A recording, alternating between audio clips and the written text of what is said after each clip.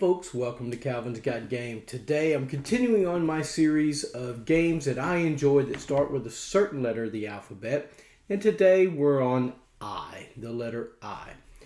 So before we get into that, I want to let you know that please hit that subscribe button. Guys, I got a lot of people that are viewing these, watching these videos but are not subscribed. Hit that subscribe button for me if you will.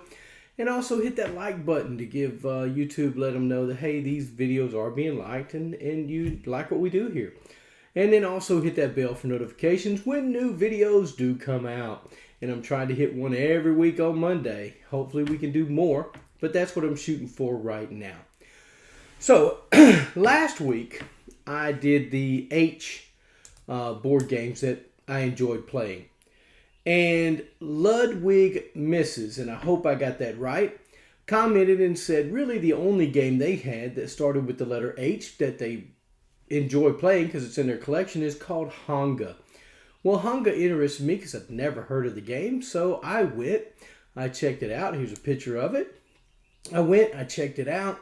It is set in the Stone Age, prehistoric age, and you're collecting mammoths, you're collecting resources.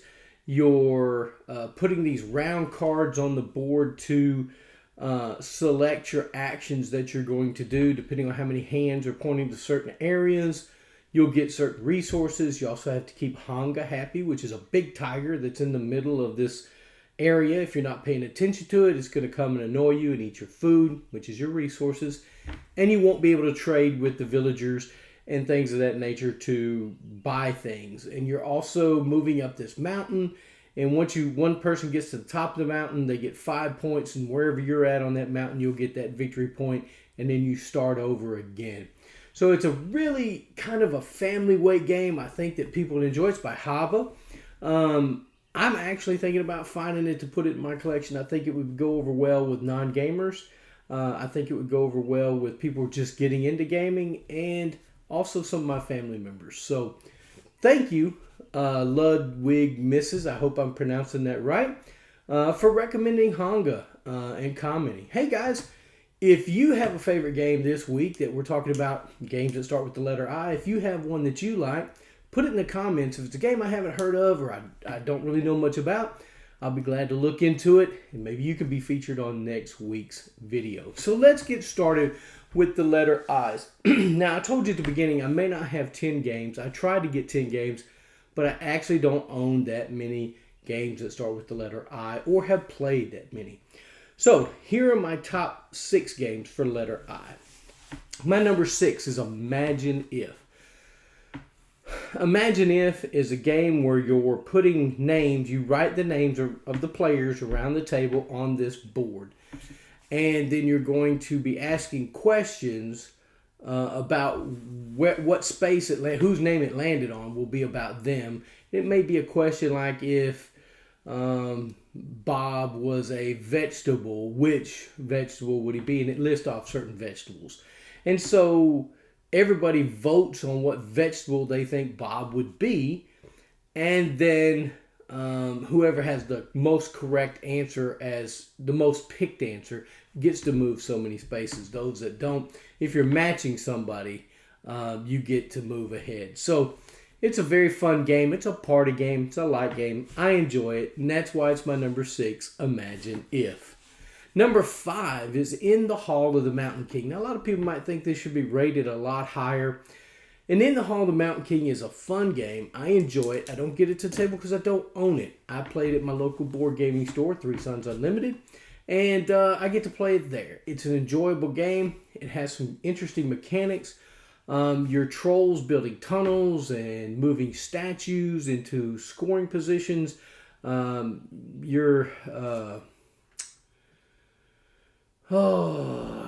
connecting tunnels to in this mine for gold and materials to be able to do play certain polyomino pieces. It's an interesting game. I really like it. I just don't play it that much. But number 5 is In the Hall of the Mountain King.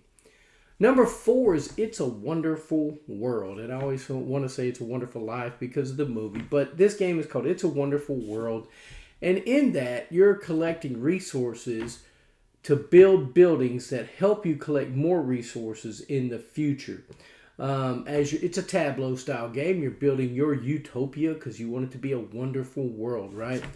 And all these things are represented by cards that you're going to put in your tableau.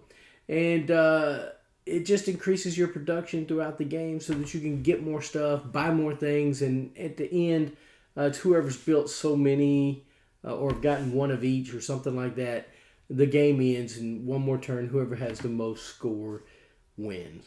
So, number 4, It's a Wonderful World. Number 3 is Imperial Settlers. Now, if you like a game with some conflict and take that and aggravation, this game might be for you. Imperial Settlers, you lead a faction. It could be the Romans, it could be the Egyptians, it could be something else.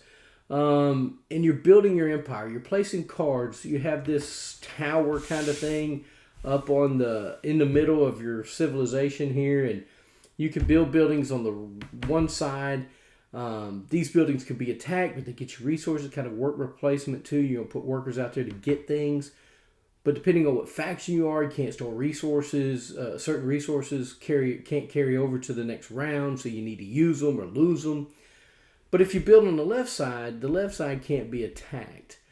So, and they're worth more points when you get them to the left side. So you're trying to get more to the left side, and there's certain kind of cards you can put over there and certain kind of cards you can put on the right side. So you're trying to get that left side built and the right side, but you got to have that balance. So Imperial Settlers is a really good resource tableau. Take that kind of game, and if you like that, Imperial Settlers might be for you. That's my number 3. Number 2 is a push your luck game that everybody seems to like whenever we play it. Incan Gold is a push your luck game that you're going through 5 levels of a temple. You're going into these caves, and you have a deck of cards that you're going to pull one card each turn, before you decide whether you want to go back to your tent or you want to pursue going through the cave. So you're going to pull a card. If it's got jewels on it, you divide it up as equally as possible. Whatever's left over goes on the card. And then you decide, do I want to stay and continue exploring, or do I want to go back to my tent? So everybody does that secretly, and they reveal it all at one time.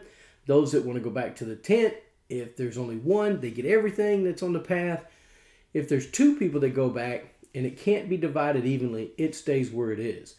So it's kind of a timing thing. You're pushing your luck knowing when to get out and when to go forward, because there's also hazards in the deck. There's 5 kinds of hazards in the deck, and if 2 of the same hazards ever pull up, and there's 3 of each hazard, so there's 15 hazards in there. But if it's the same kind of hazards, like you pull up 2 rock slides, and you're still in the deal, nobody gets anything. You don't get anything unless you've already went back to your tent. So it's a push your luck game. I really enjoy it. Incan Gold is my number 2. Number 1 is Islebound by Ryan Lockett. Such a great game. You're controlling a ship and a crew, which is a big thing in his games. He loves crew people. You got a group of people that you do things with. You're going to sail around to different islands. You're going to try to conquer these islands, either buying them outright or conquering them by might. You can control pirates and sea creatures in this game. It is really good. I like Islebound, and I think it's one of his less popular games, and I don't know why. I enjoy it. It's right up here. I don't get it to the table as often as I like, but I do enjoy it. And Islebound is my number 1. Guys, tell me what your favorite game is that starts with the letter I. Maybe I'll talk about it next week. Also, hit that subscribe button, hit that like button, and also hit that bell for notifications when new videos come out. And like I always say, after every video, at the end of every video, get a board game to the table and spend time with your friends and family, because that's what it's all about, folks. And thank you for watching Calvin's Guide Game.